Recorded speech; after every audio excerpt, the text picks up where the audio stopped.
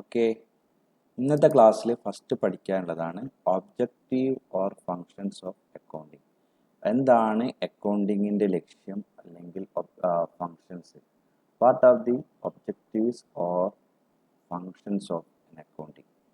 Okay, അതിൽ 6 പോയിന്റ്സാണ് നമ്മൾ പറയുന്നത്. എന്തെല്ലാം പറയുന്നത് പോയിന്റ്സ് ഒക്കെ ഓൾറെഡി എവിടെയോ ഇതിന് മുന്നത്തെ ക്ലാസ്സിലെല്ലാം കേട്ടതാണ്. First one, maintaining of accounting records. Accounting records maintain ചെയ്യുന്നത്. രണ്ടാമത്തത് അസർടൈൻമെൻറ്റ് ഓഫ് റിസൾട്ട്. മൂന്നാമത്തത് ഡിറ്റർമിനേഷൻ ഓഫ് ഫിനാൻഷ്യൽ പൊസിഷൻ. നാലാമത്തത് provide information to the various users. അഞ്ചാമത്തത് മീറ്റിംഗ് ഓഫ് ലീഗൽ റിക്വയർമെൻറ്റ്. ആറാമത്തത് അസിസ്റ്റൻസ് ടു മാനേജ്മെൻറ്റ്. ഓക്കെ, ഇത്ര പോയിൻ്റാണ് ഒബ്ജക്റ്റീവ്സ് ആണ് പഠിക്കാനുള്ളത്. ഇനി നമുക്ക് ഓരോന്നോരോ നോക്കാം. First point, maintaining accounting records. Maintaining accounting records എന്ന് പറഞ്ഞു കഴിഞ്ഞാൽ, നിങ്ങളൊരു ബിസിനസ് സ്ഥാപനം സ്റ്റാർട്ട് ചെയ്ത് കഴിഞ്ഞാൽ നിങ്ങൾ എന്ത് ചെയ്യും? നിങ്ങൾ ബിസിനസ് സ്ഥാപനം സ്റ്റാർട്ട് ചെയ്തു, നമ്മളൊരു ചെറിയൊരു ബിസിനസ് ആയിട്ടുള്ള ജിയോ ലിമിറ്റഡ് സ്റ്റാർട്ട് ചെയ്തു എന്ന് വിചാരിച്ചോ. ജിയോ ലിമിറ്റഡ് സ്റ്റാർട്ട് ചെയ്തു. ജിയോ ലിമിറ്റഡ് എന്ത് ചെയ്യുന്നുണ്ട്? കുറേ സബ്സ്ക്രൈബേഴ്സ് ഉണ്ടാവും ഇല്ലേ? നമ്മളെപ്പോഴും ചിന്തിക്കുന്നത് നിങ്ങൾ കൊമേഴ്സാണ്, അപ്പോൾ നിങ്ങൾ ഹൈ ലെവലിലുള്ള കാര്യങ്ങളൊക്കെ ചിന്തിക്കുക. നിങ്ങൾ നാട്ടിലെ ചെറിയ ചെറിയ ഷോപ്പുകളൊന്നും കമ്പയർ ചെയ്ത് വലിയ വലിയ അംബാനി, ടാറ്റ അതേമാതിരിയുള്ള ആൾക്കാരായിട്ട് കമ്പയർ ചെയ്യുക കേട്ടോ. ഈ ലോക്കൽസ് ആൾക്കാരെല്ലാം വിട്ടിട്ട് ഹൈ ലെവലിലേക്ക് വരാം. ഇത് നമ്മളെ ചെറിയ സ്ഥാപനമാണ് ജിയോ ലിമിറ്റഡ്. നമ്മളാണ് അംബാനി എന്ന് വിചാരിച്ചു.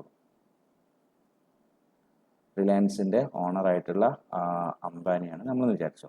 അംബാനി ജിയോ ലിമിറ്റഡ് സ്റ്റാർട്ട് ചെയ്ത സമയത്ത് കുറേ സബ്സ്ക്രൈബേഴ്സ് ഉണ്ട് അല്ലേ? ഞാനുണ്ട്, സബ്സ്ക്രൈബേഴ്സാണ്, നിങ്ങൾ സബ്സ്ക്രൈബേഴ്സാണ്, കുറേ ആൾക്കാരുണ്ട്. അപ്പോൾ ഈ ജിയോ ലിമിറ്റഡിൽ കുറേ നമ്പർ ഓഫ് ട്രാൻസാക്ഷൻ നടക്കും. കുറേ ട്രാൻസാക്ഷൻ നടക്കും ബിസിനസ്സിൽ.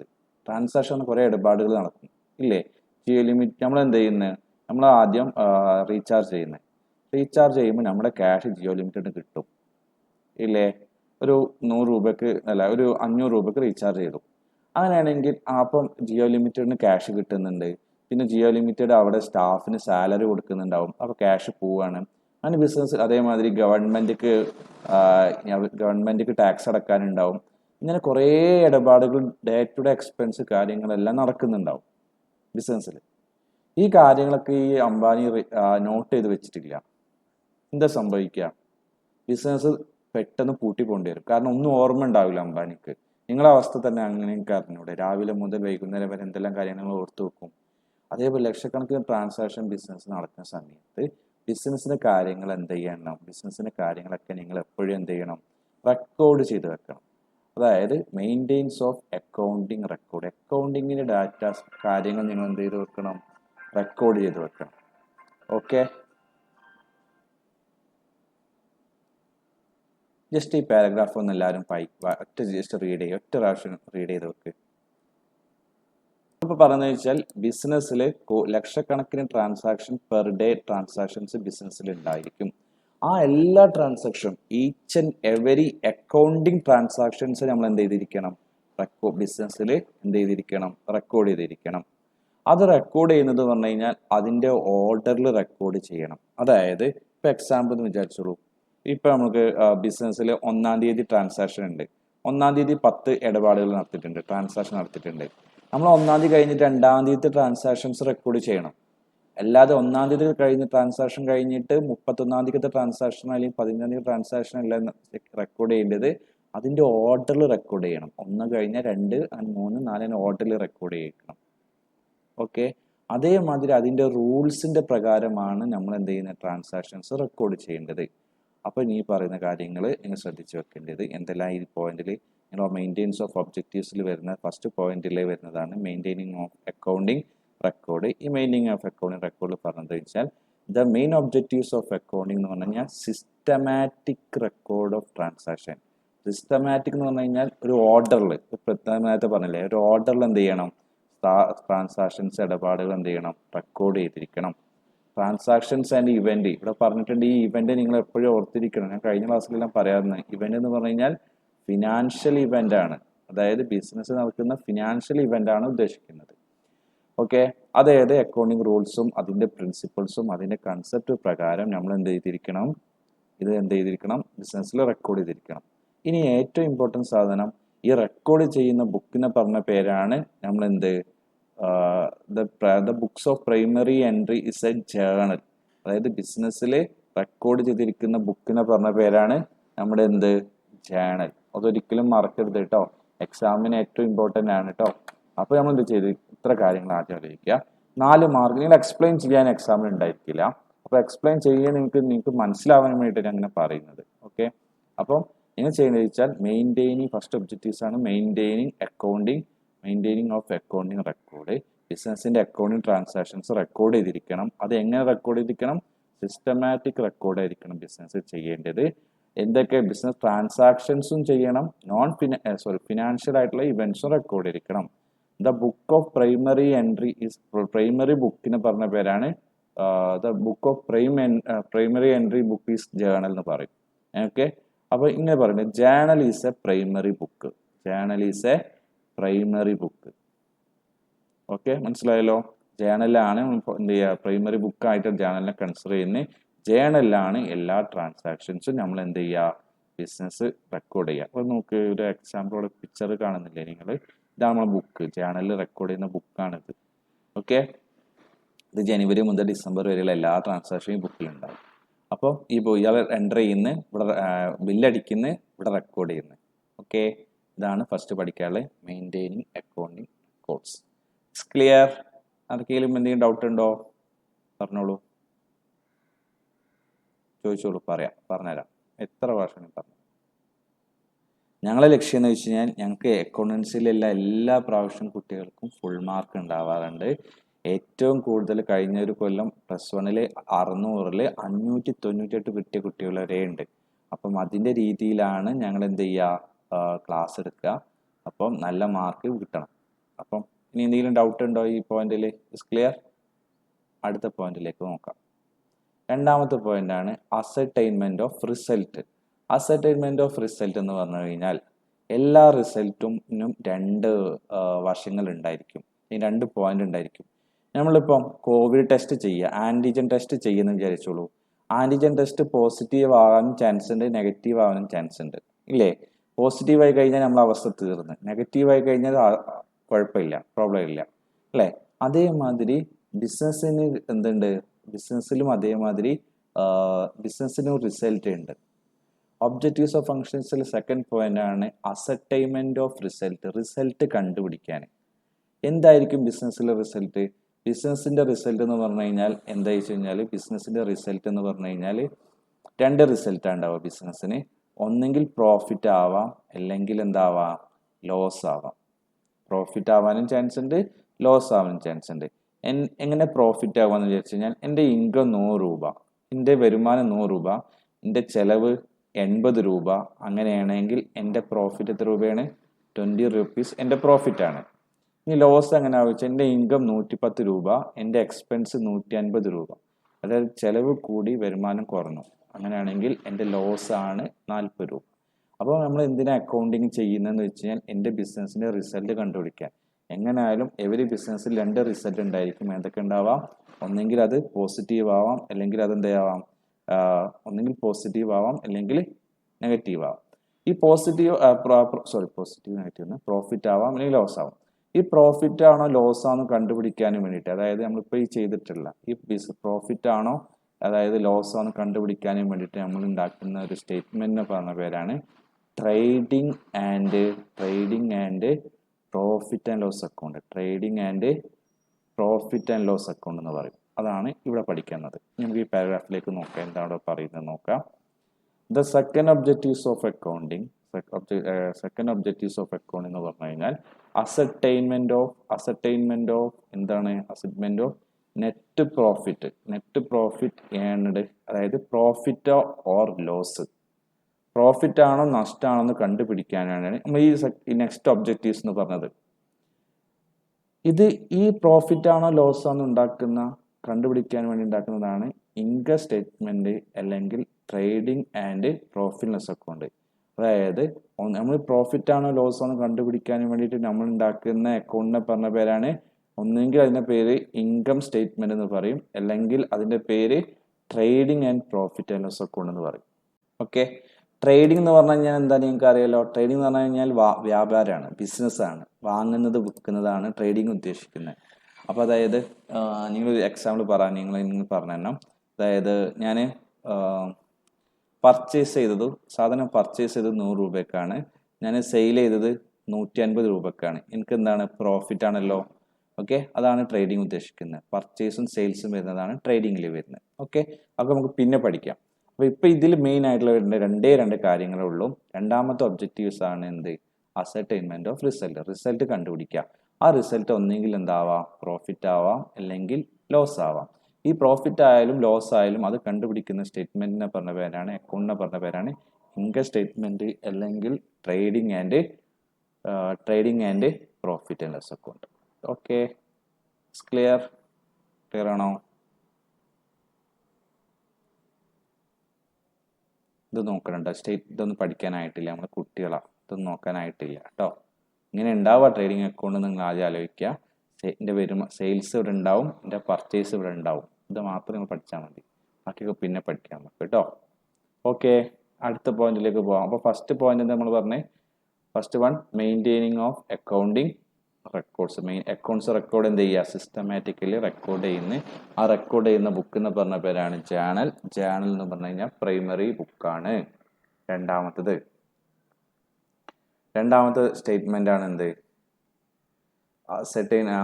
അണ്ണാത്ത ഒബ്ജക്റ്റീവ്സ് ആണ് ascertainment of result. Second objectives ആണ് എന്ത്, റിസൾട്ട്, ബിസിനസിന്റെ റിസൾട്ട്. ആ ബിസിനസ് റിസൾട്ട് എന്താവാം, ഒന്നെങ്കിൽ പ്രോഫിറ്റ് ആവാം, അല്ലെങ്കിൽ ലോസ് ആവാം. തേർഡ് വൺ, പ്രോഫിറ്റ് ആയാലും ലോസ് ആയാലും നമ്മൾ ഉണ്ടാക്കുന്ന സ്റ്റേറ്റ്മെന്റ് എന്ന് പറയുന്നവരാണ് ഇൻകം സ്റ്റേറ്റ്മെന്റ്, അല്ലെങ്കിൽ trading and profit and loss account. Next point എന്ന് പറഞ്ഞു കഴിഞ്ഞാൽ determination of financial position. Financial position എന്ന് പറഞ്ഞു കഴിഞ്ഞാൽ ഫിനാൻഷ്യൽ ആയിട്ടുള്ള നമ്മുടെ അവസ്ഥ. ഇപ്പം നിങ്ങളെ വീട്ടിലെ അവസ്ഥ എടുക്കുക, എന്താണ്, നമ്മുടെ കോവിഡിന്റെ മുന്നേയും ബിഫോർ കോവിഡും ആഫ്റ്റർ കോവിഡും എടുക്കുക. കോവിഡിന്റെ, അതായത് നിങ്ങളുടെ വീട്ടിൽ കോവിഡിന് മുന്നേ എന്തായിരുന്നു നിങ്ങളുടെ അവസ്ഥ, ഫിനാൻഷ്യലി നിങ്ങളൊക്കെ ഹാപ്പി ആയിരുന്നു അല്ലേ? ഫിനാൻഷ്യലി നിങ്ങൾ ഹാപ്പി ആയിരുന്നു, ബാധ്യതകളെല്ലാം കുറവായിരുന്നില്ലേ, ലാബിലിറ്റീസ് എല്ലാം കുറവായിരുന്നു അല്ലേ? നിങ്ങളുടെ വീട്ടുകാർക്ക് എന്തായിരുന്നു, എക്സ്പെൻസ് കുറവായിരുന്നു.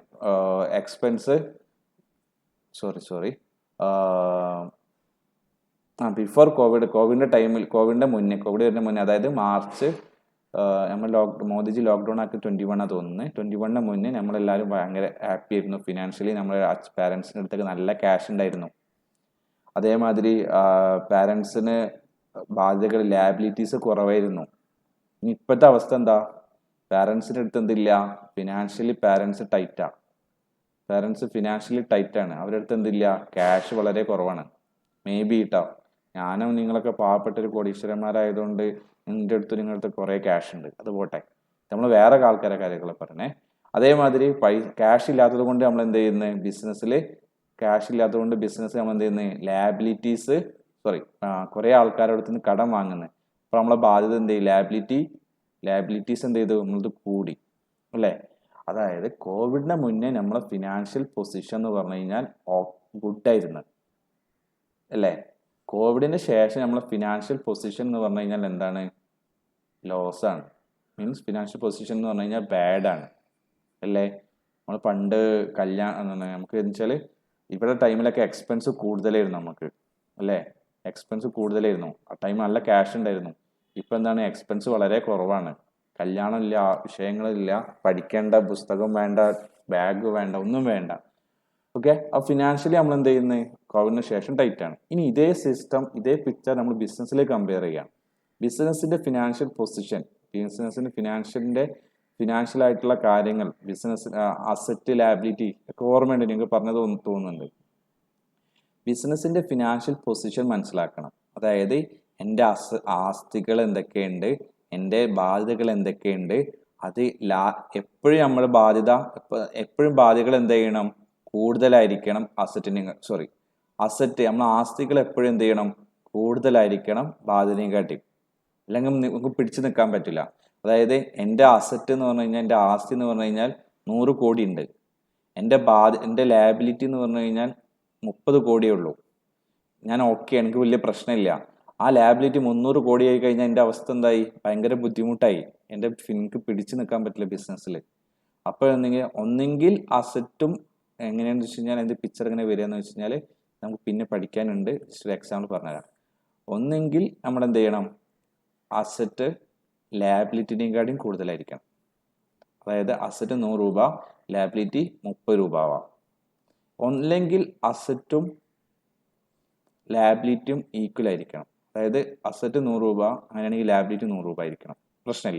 പ്രശ്നമില്ല. ഒരിക്കലും എന്ത് ചെയ്യാൻ പാടില്ല, അസറ്റ് 100 കോടിയും ലാബിലിറ്റി 300 കോടി ആവാൻ പാടില്ല. അപ്പോൾ നമുക്ക് ബിസിനസ് പിടിച്ചു നിൽക്കാൻ പറ്റില്ല.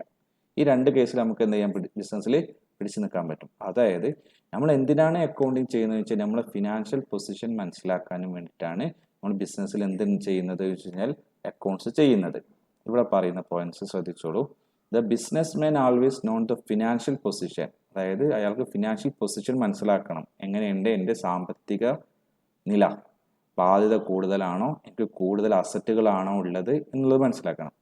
ഇതിനു വേണ്ടി ഫിനാൻഷ്യൽ പൊസിഷന് വേണ്ടിയിട്ടാണ്, ഈ പർപ്പസിന് വേണ്ടിയിട്ടാണ് നമ്മൾ സ്റ്റേറ്റ്മെന്റ് ഉണ്ടാക്കുന്നതാണ്. ആ സ്റ്റേറ്റ്മെന്റ് പറഞ്ഞ പേരാണ് ബാലൻസ് ഷീറ്റ്. ഇതിന് പറഞ്ഞ പേരാണ് ബാലൻസ് ഷീറ്റ് ഉണ്ടാക്കുന്നത്. അതായത് നമ്മൾ ഫിനാൻഷ്യൽ പൊസിഷൻ മനസ്സിലാക്കാനും വേണ്ടിയിട്ട് നമ്മൾ ഉണ്ടാക്കുന്ന സ്റ്റേറ്റ്മെന്റ് പേരാണ് ഇതാണ് ആ സ്റ്റേറ്റ്മെന്റ് കേട്ടോ. ബാലൻസ് ഷീറ്റ് എന്നാണ് പറയുക കേട്ടോ, ബാലൻസ് ഷീറ്റ്. ഓക്കെ, ഇതിലെന്താ ഉണ്ടാവും? ഈ ബാലൻസ് ഷീറ്റിൽ എൻ്റെ ലാബിലിറ്റി ഉണ്ടാവും, ബാധ്യത ഉണ്ടാവും, എൻ്റെ അസറ്റ് ഉണ്ടാവും. എല്ലാവരും ഒന്ന് വായിച്ചു നോക്കി. ഈ പോയിന്റ് ഒന്ന് പെട്ടെന്ന് വായിക്കി. എന്തെങ്കിലും ഡൗട്ട് ഉണ്ടോ ചോദിക്കി. ഉണ്ടല്ലേ? എപ്പോഴും ബാലൻസ് ഷീറ്റ് എന്തായിരിക്കും? ആൾവേസ് ബാലൻസ് ഷീറ്റ് ഈക്വൽ ആയിരിക്കും. രണ്ടും ഒരേ മാതിരി ആയിരിക്കും ഉണ്ടാവുക കേട്ടോ. എപ്പോഴും ഈക്വൽ ആയിരിക്കും ബാലൻസ് ഷീറ്റ്. ഒന്ന് പെട്ടെന്ന് വായിക്കി. എന്തെങ്കിലും ഡൗട്ടുള്ള ചോദിക്കുക. എന്നിട്ട് അടുത്ത പോയിന്റാണ് പഠിക്കാനുള്ളത്. ഒബ്ജക്റ്റീവ്സ് ഓർ ഫങ്ഷൻസ് ഓഫ് അക്കൗണ്ടിങ്ങിലെ അടുത്തതാണ് provide information to the parties. ബിസിനസ്സിന്റെ കുറേ പാർട്ടീസ് ഉണ്ടാവും. ആ ആൾക്കാർക്ക് എന്ത് ചെയ്യുന്നത്? ഇൻഫർമേഷൻസ് എത്തിച്ചു കൊടുക്കുക. Provide information to the various party. ബിസിനസ്സിലെ ഓരോ പാർട്ടിക്കാർക്ക് എന്ത് ചെയ്യുന്നത്? നമ്മൾ ആവശ്യമായിട്ടുള്ള ഇൻഫർമേഷൻസ് എത്തിച്ചു കൊടുക്കുക. ഓക്കെ, എന്തൊക്കെയാ പറഞ്ഞത്? ഇതിൽ പറയുന്നത് ആരൊക്കെയാണ് ബിസിനസ്സിന്റെ പാർട്ടികൾ നോക്കാം. ഒന്നാമത് ബിസിനസ്സിന്റെ ഓണേഴ്സ്, ബിസിനസ്സിന്റെ മുതലാളിമാര്, ബിസിനസ്സിന്റെ ഇൻവെസ്റ്റേഴ്സ്, ബിസിനസ്സിൽ പണം നിക്ഷേപിക്കുന്ന ആൾക്കാർ, ക്രെഡിറ്റേഴ്സ് എന്ന് പറഞ്ഞു കഴിഞ്ഞാൽ ബിസിനസ് പണം കൊടുക്കാനുള്ള ആൾക്കാർ, ബാങ്കിന് വേണ്ടിയിട്ട് നമ്മളെ അക്കൗണ്ട്സ് വേണ്ടി വരും, എംപ്ലോയീസിന് വേണ്ടി വരും നമ്മളെ അക്കൗണ്ട്സ്, പിന്നെ ഗവൺമെന്റിന് വേണ്ടി വരും നമ്മുടെ അക്കൗണ്ട്സ്. അപ്പൊ ഇവർക്കൊക്കെ എന്ത് ചെയ്യണം? അക്കൗണ്ട്സ് വേണം. ആ അക്കൗണ്ട്സ് നമ്മൾ എന്ത് ചെയ്യുന്നത്? പ്രൊവൈഡ് ചെയ്ത് കൊടുക്കുക. അവർക്ക് വേണ്ടിയുള്ള, അവർക്ക് എന്താണോ ആവശ്യമുള്ള ഡാറ്റ, ആ ഡാറ്റാസ് അവർക്ക് എത്തിച്ചു കൊടുക്കുക. ഇതെന്തിനാണ് എത്തിച്ചു കൊടുക്കുന്നത് വെച്ചാൽ അവർക്ക് എന്ത് ചെയ്യുന്ന നല്ല രീതിയിലുള്ള തീരുമാനങ്ങൾ എടുക്കാനും ബിസിനസ്സിൽ നല്ല രീതിയിലുള്ള തീരുമാനങ്ങൾ എടുക്കാനും വേണ്ടിയിട്ടാണ് നമ്മൾ എന്ത് ചെയ്യുന്നത്? ഇത്ര ആൾക്കാർക്ക്, ഇനിയും കുറെ ആൾക്കാർ പറയാണ്ട്, ഇവർക്ക് അക്കൗണ്ടിങ്ങിന് ഇൻഫർമേഷൻസ് പ്രൊവൈഡ് ചെയ്യുന്നു. ഓക്കെ, അപ്പൊ ആരൊക്കെയാണ് നമ്മൾ ബിസിനസ്സിന് ഇൻഫർമേഷൻ കൊടുക്കുന്ന ആൾക്കാർ? ആരൊക്കെയാണ്? ഓണേഴ്സ് ഉണ്ട്. ആരൊക്കെ ഉള്ളത്? ഓണേഴ്സ് ഉണ്ട്, ഇൻവെസ്റ്റേഴ്സ് ഉണ്ട്, ക്രെഡിറ്റേഴ്സ് ഉണ്ട്, ബാങ്ക് ഉണ്ട്, എംപ്ലോയീസ് ഉണ്ട്, ഗവൺമെന്റ് ഉണ്ട്. ഓക്കെ, ഇത്ര ആൾക്കാർക്ക് എന്തിനു വേണ്ടിയിട്ടാണ്? ഡിസിഷൻ എടുക്കാനും വേണ്ടിയിട്ട് കേട്ടോ. ഡിസിഷൻ എടുക്കാനും വേണ്ടിയിട്ടാണ് കേട്ടോ അവർക്ക് വേണ്ടിയിട്ട് കൊടുക്കുന്നത്. നെക്സ്റ്റ് പോയിന്റ് എന്ന് പറഞ്ഞു കഴിഞ്ഞാൽ അടുത്ത പോയിന്റാണ് ലീഗലായിട്ടുള്ള നിയമങ്ങൾ. കുറേ നിയമങ്ങളുണ്ട് നമ്മുടെ ബിസിനസ്സിൽ. അതായത് അക്കൗണ്ട്സ് ചെയ്യുന്ന സമയത്ത് കുറേ നിയമങ്ങൾ നമ്മൾ അനുസരിക്കണം. ആ നിയമങ്ങൾ അനുസരിച്ചിട്ടില്ലെങ്കിൽ നമുക്ക് ഫൈന്, പെനാൽറ്റി, നമ്മൾ സ്ഥാപനം വരെ പിടിച്ചു കൊണ്ടുപോകാനുള്ള അധികാരമുണ്ട് ഗവൺമെന്റിന്. അവ കുറേ നിയമങ്ങളുണ്ട്. ആ നിയമങ്ങൾക്ക് അനുസരിച്ചിട്ട് നമ്മൾ എന്ത് ചെയ്യണം? അക്കൗണ്ട്സ് റെക്കോർഡ് ചെയ്തിരിക്കണം, അക്കൗണ്ട്സ് മെയിൻറ്റെയിൻ ചെയ്യണം. അപ്പം ലീഗലായിട്ടുള്ള ആവശ്യങ്ങൾ നിറവേറ്റാൻ വേണ്ടിയിട്ട് നമ്മൾ എന്ത് ചെയ്തിരിക്കണം? അക്കൗണ്ട്സ് മെയിൻറ്റെയിൻ ചെയ്തിരിക്കണം. ലീഗലായിട്ടുള്ള എന്തൊക്കെ നിയമങ്ങൾ ഉണ്ടാവുക അറിയോ? ഫസ്റ്റ് വൺ നമുക്ക് നിങ്ങൾ കേട്ടിട്ടുണ്ടാവും, GST ആക്ട് എന്ന് പറഞ്ഞ സാധനം കേട്ടിട്ടുണ്ടാവും. GST ആക്ട് പ്രകാരം നമ്മൾ അക്കൗണ്ട്സ് മെയിൻറ്റെയിൻ ചെയ്യണം.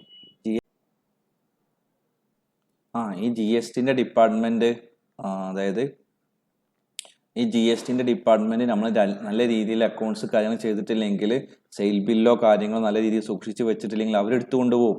നമ്മൾ ബിസിനസ് ക്ലോസ് ചെയ്യാൻ പറയും, നമുക്ക് വലിയ എമൗണ്ട് ഫൈൻ തരും. അതേമാതിരി ഇൻകം ടാക്സ്, നമുക്ക് ബിസിനസ്സിന് പ്രോഫിറ്റ് ഉണ്ടാവും ഇല്ലേ? രണ്ട് പാർട്ണർമാരുണ്ടെന്ന് വിചാരിച്ചോ, ദേവയുണ്ട്, അസുരയുണ്ട്. ഇവരുടെ ബിസിനസ്സായിരുന്നു ദേവാസുരം. ഈ ദേവാസുരത്തിൽ നിന്ന് ദേവക്ക് 1,00,000 രൂപ കിട്ടി, അസുരക്ക് 1,00,000 രൂപ കിട്ടി, അല്ലെങ്കിൽ 10,00,000 രൂപ വിചാരിച്ചോ, 10 ലാക്ക്. അപ്പോൾ 10,00,000 റുപ്യ ഇവർ രണ്ടുപേർക്കും കിട്ടിക്കഴിഞ്ഞാൽ ഇവരെന്ത് ചെയ്യണം? ടാക്സ് അടക്കണ്ടേ? പ്രോഫിറ്റിന്റെ മുകളിൽ ടാക്സ് അടക്കണ്ടേ? അപ്പോൾ ഒരു ടാക്സ് അടച്ചില്ലെങ്കിൽ ഇൻകം ടാക്സ് പ്രശ്നം ഉണ്ടാക്കും. പിന്നെ നമ്മൾ തുടങ്ങിയ സ്ഥാപനം കമ്പനിയാണ്. അപ്പോൾ കമ്പനീസ് ആക്ട് പ്രകാരം നമ്മൾ എന്ത് ചെയ്യണം? കുറേ കാര്യങ്ങൾ ചെയ്യണം.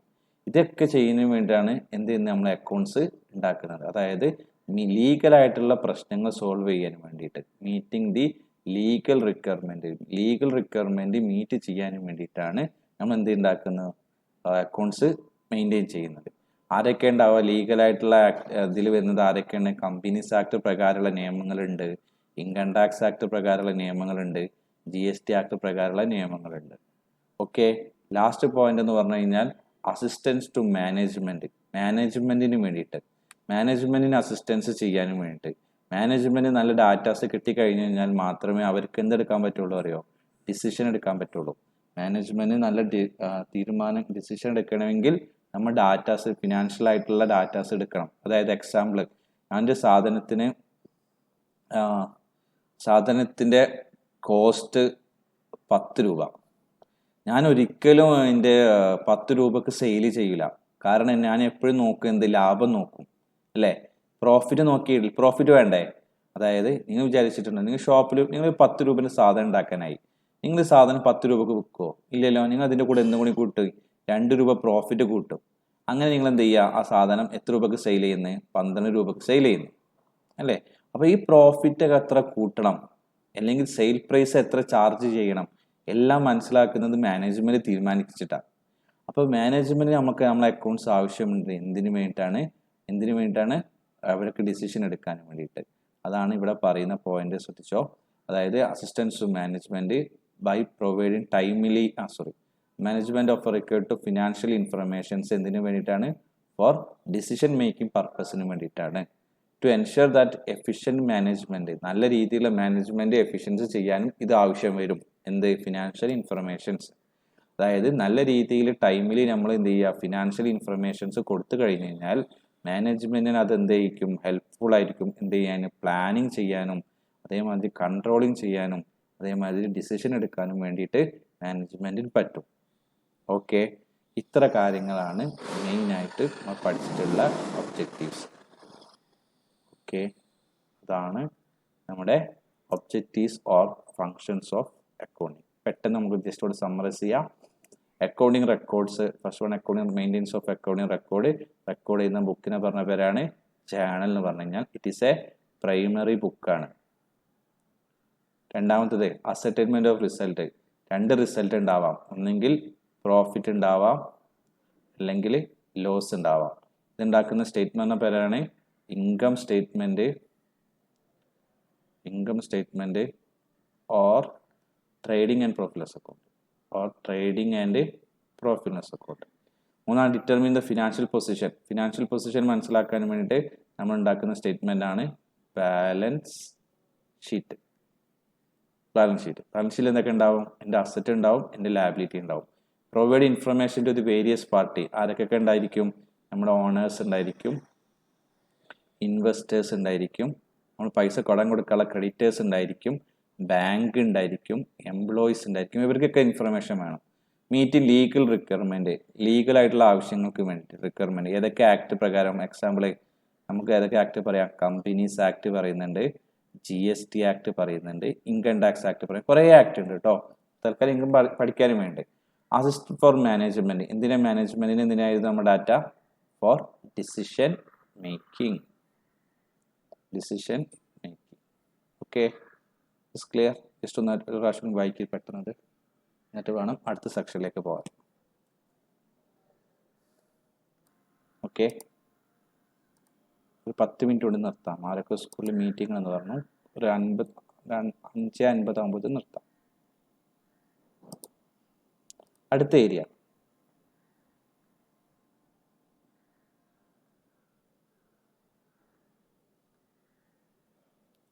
What are the users of accounting information. നമ്മൾ നേരത്തെ പറഞ്ഞിട്ടുണ്ടായിരുന്നതാ അക്കൗണ്ടിങ്ങിന് ഇൻഫർമേഷൻസ് ആർക്കൊക്കെ ആവശ്യമുണ്ടെന്ന് പറഞ്ഞിട്ടുണ്ടായിരുന്നു ഇല്ലേ.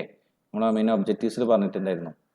അതായത് provide information to the various users. ആരൊക്കെയാണ് ആൾക്കാർ, എന്തിനൊക്കെയാണ് എന്നുള്ള അവരെ മെയിനായിട്ട് അക്കൗണ്ടിങ്ങിൻ്റെ യൂസേഴ്സിനെ മെയിനായിട്ട് രണ്ട് രീതിയിലാണ് ക്ലാസിഫൈ ചെയ്തത്. ഒന്നാമത്തത് യൂസേഴ്സിനെ ഇൻറ്റേർണൽ എന്നും രണ്ടാമത്തത് എക്സ്റ്റേണൽ എന്നും. അതായത് ഇൻറ്റേർണൽ എന്ന് പറഞ്ഞു കഴിഞ്ഞാൽ സ്ഥാപനത്തിൻ്റെ ഓർഗനൈസേഷൻ്റെ ഉള്ളിലുള്ള ആളായിരിക്കും, വിത്തിൻ ഓർഗനൈസേഷൻ. ഇവരെന്തായിരിക്കും? എക്സ്റ്റേണൽ എന്ന് പറഞ്ഞു കഴിഞ്ഞാൽ ഔട്ട്സൈഡ് ആയിരിക്കും, ഔട്ട്സൈഡ് ദി ഓർഗനൈസേഷൻ ആയിരിക്കും. ഓക്കെ, ആരൊക്കെയാണ് ഇൻറ്റേർണലിൽ വരുന്ന സ്ഥാപനത്തിൻ്റെ ഉള്ളിൽ വരുന്ന ആൾക്കാർ? ആരൊക്കെ? ഓണേഴ്സ് ഉണ്ട്, പിന്നെ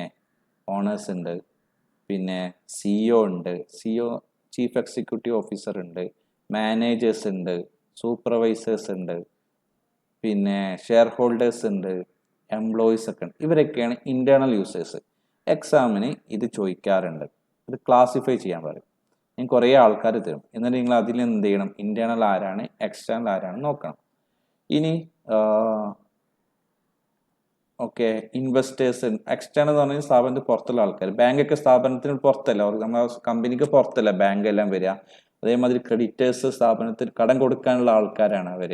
അതേമാതിരി ഗവൺമെൻറ് പുറത്തുള്ള ആൾക്കാരാണ്. അതേമാതിരി ട്രേഡ് യൂണിയൻസ് പുറത്തുള്ള ആൾക്കാരാണ്.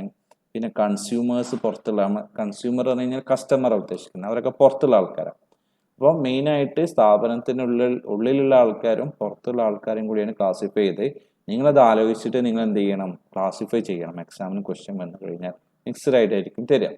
ഓക്കെ, അടുത്ത ഏരിയ ഇത് ജസ്റ്റ് നിങ്ങൾക്ക് പഠിക്കണം കേട്ടോ. നിങ്ങൾക്ക് പെട്ടെന്ന് നേരത്തെ പറഞ്ഞ കാര്യങ്ങളാണ്. ആരൊക്കെ? ഇത്രയേ ഉള്ളൂ. സ്ഥാപനത്തിൻ്റെ ഉള്ളിലുള്ള ആൾക്കാരെ പറഞ്ഞ പേരാണ് ഇൻറ്റേർണൽ എന്നും, സ്ഥാപനത്തിന് പുറമുള്ള ആൾക്കാരെ എക്സ്റ്റേണലുമാണ്. ഇൻറ്റേർണൽ വരുന്നത് ഓണേഴ്സ് വരുന്നുണ്ട്, CEO വരുന്നുണ്ട്, മാനേജേഴ്സ് വരുന്നുണ്ട്, ഷെയർ ഹോൾഡേഴ്സ് വരുന്നുണ്ട്, എംപ്ലോയീസ് വരുന്നുണ്ട്. എക്സ്റ്റേണൽ ഇൻവെസ്റ്റേഴ്സ് വരുന്നുണ്ട്, ക്രെഡിറ്റേഴ്സ് വരുന്നുണ്ട്, ഗവൺമെൻറ് വരുന്നുണ്ട്, ട്രേഡ് യൂണിയൻസ് വരുന്നുണ്ട്, കൺസ്യൂമേഴ്സ് വരുന്നുണ്ട്. Okay, next one, advantages of accounting. ഇതൊക്കെ നമ്മൾ പഠിച്ച സാധനങ്ങളാണ്. അത് ജസ്റ്റ് ഇപ്പോൾ നേരത്തെ പറഞ്ഞ സാധനങ്ങളൊക്കെ ഇവിടെയും പറയുന്നുണ്ട്. എന്തിനു വേണ്ടിയിട്ടാണ് നമ്മൾ അക്കൗണ്ടിങ് ചെയ്യുന്നത്? അഡ്വാൻറ്റേജസ്, അത് ചെയ്ത് കഴിഞ്ഞാൽ എന്തൊക്കെ ഉപയോഗം ഉണ്ടാകുമെന്ന് വെച്ച് കഴിഞ്ഞാൽ എന്ത് ചെയ്യുന്നത്? പ്രോപ്പറായിട്ട്, അതായത് സിസ്റ്റമാറ്റിക്കലി റെക്കോർഡ് ചെയ്യാൻ. എന്താണ് ഉണ്ടാവുക? Accounting keep it systematic. നമ്മൾ എന്ത് ചെയ്യും? റെക്കോർഡ് ചെയ്ത് കഴിഞ്ഞാൽ അത് കീപ്പ് ചെയ്യാൻ പറ്റും, സൂക്ഷിച്ച് വെക്കാൻ പറ്റും. എന്ത്? ട്രാൻസാക്ഷൻസ് റെക്കോർഡ് ചെയ്തത് പ്രോപ്പറായിട്ട് സൂക്ഷിച്ച് വെക്കാൻ പറ്റും. രണ്ടാമത്തെ, അക്കൗണ്ടിങ് ഹെൽപ്പ് ടു മാനേജ്മെന്റിന് എപ്പോഴും എന്തിനെടുക്കുക? അക്കൗണ്ടിങ്ങിന് എന്തിൻ്റെ ആവശ്യം ഉണ്ടാവുക? ഡിസിഷൻ എടുക്കാൻ വേണ്ടിയിട്ട്. Accounting help for the management in taking decision എടുക്കാൻ വേണ്ടിയിട്ട്. പിന്നെ നമുക്ക് അക്കൗണ്ടിങ് ചെയ്തുകൊണ്ട് നമുക്ക് എന്തുണ്ടാവും? ബിസിനസിന്റെ നെറ്റ് റിസൾട്ട്. നേരത്തെ പഠിച്ചില്ലായിരുന്നു? Net result means business profit ആണോ ലോസ് ആണെന്ന് മനസ്സിലാക്കാൻ വേണ്ടിയിട്ട്. ഇതെല്ലാം നേരത്തെ പറഞ്ഞ സാധനങ്ങൾ തന്നെയാണ് കേട്ടോ. ഞാൻ ഇവിടേക്കും കൂടി കൂട്ടിയിട്ടായിരുന്നു അവിടെ പറഞ്ഞത്. പിന്നെ അക്കൗണ്ടിങ് നമുക്ക് ഡിസ്പ്ലേ ചെയ്യുന്നത് ഫിനാൻഷ്യൽ പൊസിഷൻ. അതാണ് നമ്മളെ ബാലൻസ് ഷീറ്റ് അല്ലേ. ഫിനാൻഷ്യൽ പൊസിഷൻ മനസ്സിലാക്കാൻ പറ്റും. ഇതേമാതിരി ഫെസിലിറ്റേറ്റ്, ഇത് സഹായിക്കും നമ്മൾ എന്ത്? Compare the study of performance of business over different period. അതായത് എൻ്റെ 2 വർഷത്തെ നോക്ക്, 2 വർഷം 2020 2021 എൻ്റെ സെയിൽസ് 2020 1500 രൂപ, 2021 2000 രൂപ. എൻ്റെ സെയിൽസ് ഓക്കെ, എൻ്റെ സെയിൽസ് വേണം. എൻ്റെ ഇൻകം, എൻ്റെ എക്സ്പെൻസ് ഇവിടെ 1000 രൂപൻ്റെ എക്സ്പെൻസ്, ഇവിടെ 1500 രൂപ. അപ്പോൾ എൻ്റെ ഇവിടെ പ്രോഫിറ്റ് എത്രയുണ്ട്? പ്രോഫിറ്റ് 500 രൂപ. ഇവിടെ എൻ്റെ പ്രോഫിറ്റ് എത്രയുണ്ട്? 500 രൂപ. അപ്പോൾ നിങ്ങൾ മനസ്സിലാക്കാൻ പറ്റും, കമ്പയർ ചെയ്യാൻ പറ്റും. എന്ത്? എൻ്റെ നമുക്ക് കൺഫ്യൂഷൻ എന്ന് വെച്ചാൽ ഇവിടെ പ്രോഫിറ്റ് ഇൻകംസ് വരുമാനം 1500 രൂപ ഉണ്ടായിരുന്നു, എന്നിട്ട് എനിക്ക് 500 രൂപ ലാഭമുള്ളൂ. ഇവിടെ എനിക്ക് എത്ര രൂപ വരുമാനം ഉണ്ട്? 2000 രൂപ, സോറി, എനിക്കിവിടെ എത്ര രൂപ വരുമാനം ഉണ്ട്? 2000 രൂപ വരുമാനം ഉണ്ട്. എന്നിട്ട് എൻ്റെ ലാഭം എത്രയേ ഉള്ളൂ? 500 രൂപയേ ഉള്ളൂ. ഇത് കമ്പയർ ചെയ്യണം നമുക്ക്. ഇവിടെ എൻ്റെ 1500 രൂപ വരുമാനം ഉള്ളത് എനിക്ക് 500 രൂപ ലാഭമുണ്ട്. ഇവിടെ 2000 രൂപ വരുമാനം ഉണ്ടായിട്ട് എനിക്ക് 500 രൂപ ലാഭമുണ്ട്. അപ്പൊ ഏത് കൊല്ലം ബെറ്റർ? എനിക്കെന്ന് വെച്ചാൽ ഈ കൊല്ലം ഇവിടെ ഈ കൊല്ലം ബെറ്റർ. കാരണം എന്ന് വെച്ചാൽ ഇവിടെ എക്സ്പെൻസ് കുറവായതുകൊണ്ടാണ് എനിക്ക് എന്തുണ്ടായത്? ലാഭം. അതായത് പ്രോഫിറ്റ് കമ്പയർ ചെയ്യുമ്പോൾ, ലാഭം കമ്പയർ ചെയ്യുമ്പോൾ 2 വർഷം ഈക്വൽ ആണ്, പ്രശ്നമില്ല. പക്ഷെ വരുമാനം കമ്പയർ ചെയ്യുമ്പോൾ ഏതാ ബെറ്റർ? ഫസ്റ്റത്തെ വരണോ സെക്കൻഡ് ആണോ? ഇതാണ് ബെറ്റർ 2021. അതായത് ഓരോ വർഷത്തെ കാര്യങ്ങൾ നമുക്ക് എന്ത് ചെയ്യാൻ പറ്റും? കമ്പയർ ചെയ്യാൻ പറ്റും. ഓക്കെ, കമ്പയർ അക്കൗണ്ടിങ് ചെയ്യുന്നത് കൊണ്ട് നമുക്ക് എന്ത് ചെയ്യാൻ പറ്റും? Comparative study the performance of the business. Okay, ഓരോ കൊല്ലത്തെ പ്രോഫിറ്റും ഓരോ കൊല്ലത്തെ ലോസ് എല്ലാം ആയിട്ട് കമ്പയർ ചെയ്യാൻ പറ്റും. അതേമാതിരി നമ്മൾ ഭാവിയിൽ എന്തെങ്കിലും ഡിസ്പ്യൂട്ടോ കാര്യങ്ങളുണ്ട്, പ്രശ്നങ്ങളൊക്കെ തർക്കങ്ങളൊക്കെ ഉണ്ടാകുന്ന സമയത്ത് ഇത് എന്ത് ചെയ്യാൻ പറ്റും? ഈ അക്കൗണ്ടിങ് റെക്കോർഡ്സ് നമുക്ക് എന്താക്കി എടുക്കാം? അക്കൗണ്ടിങ് റെക്കോർഡ്സ് നമുക്ക് ഒരു പ്രൂഫ് ആക്കി എടുക്കാം. ഡിസ്പ്യൂട്ട് പറഞ്ഞ തർക്കങ്ങളൊക്കെ ഉണ്ടാക്കുന്ന സമയത്ത് ഇതൊരു പ്രൂഫ് ആക്കിയിട്ട് നമുക്ക് എന്ത് ചെയ്യാൻ പറ്റും? എടുക്കാൻ പറ്റും. ഓക്കെ, അപ്പൊ നിങ്ങൾ അത് എന്ത് ചെയ്യും? ജസ്റ്റ് ഇതൊന്ന് ഈ പോയിന്റ് ജസ്റ്റ് ഒന്ന് പെട്ടെന്ന് എല്ലാവരും ഒന്ന് പഠിക്കും, പെട്ടെന്ന് റീഡ് ചെയ്യും.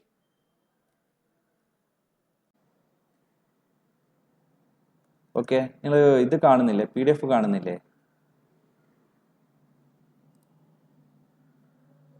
PDF കാണുന്നുണ്ടോ? കാണുന്നുണ്ട്. ഓക്കെ, ഇത് നമ്മൾ പഠിച്ച സാധനങ്ങൾ ഇതാ. നമ്മൾ ഈ യൂസേഴ്സ് ഓഫ് അക്കൗണ്ടിങ്ങിൽ പഠിച്ചിട്ടുണ്ടായിരുന്നു. നിങ്ങൾക്ക് ആ സ്ക്രീന് സൂം ചെയ്യാൻ പറ്റൂല. നിങ്ങളുടെ ഫോണിന്റെ ആ സ്ക്രീന് വേണമെങ്കിൽ സൂം ചെയ്യാൻ പറ്റൂ കേട്ടോ. കൈകൊണ്ട് സൂം ചെയ്യാൻ പറ്റും കേട്ടോ. ഇതാ ഇവിടെ പറഞ്ഞിട്ടുണ്ടായിരുന്നത് നമ്മൾ പഠിച്ച സാധനങ്ങളാണ്. ആരൊക്കെയാണ് ഇന്റേണൽ യൂസേഴ്സ്, ആരൊക്കെയാണെന്ന് പഠിച്ചിട്ടുണ്ട്. പേജ് നമ്പർ 3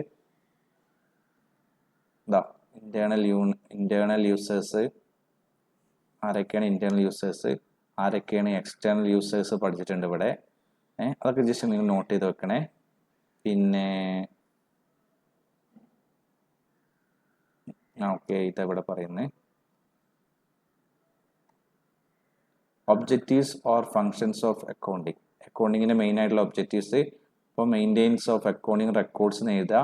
എന്നിട്ട് ഇതാ maintain systematic record of business transactions and event മാത്രം എഴുതിയാൽ മതി.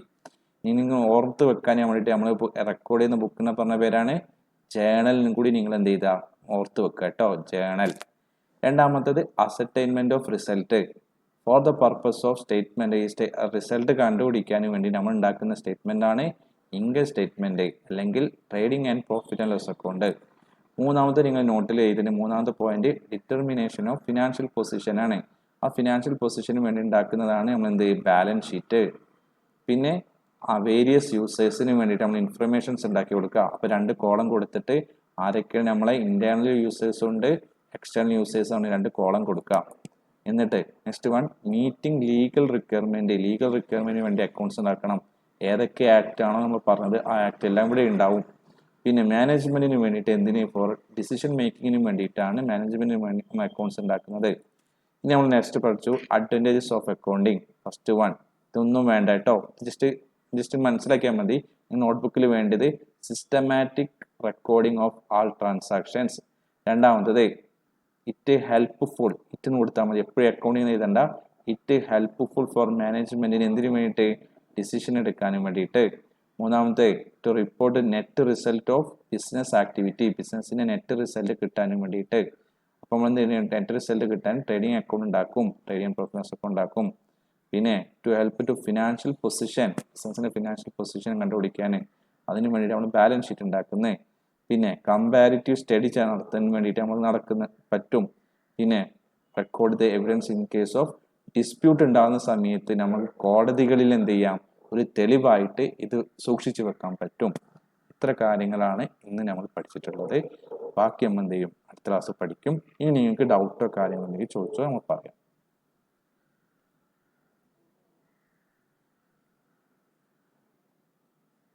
ക്ലാസ്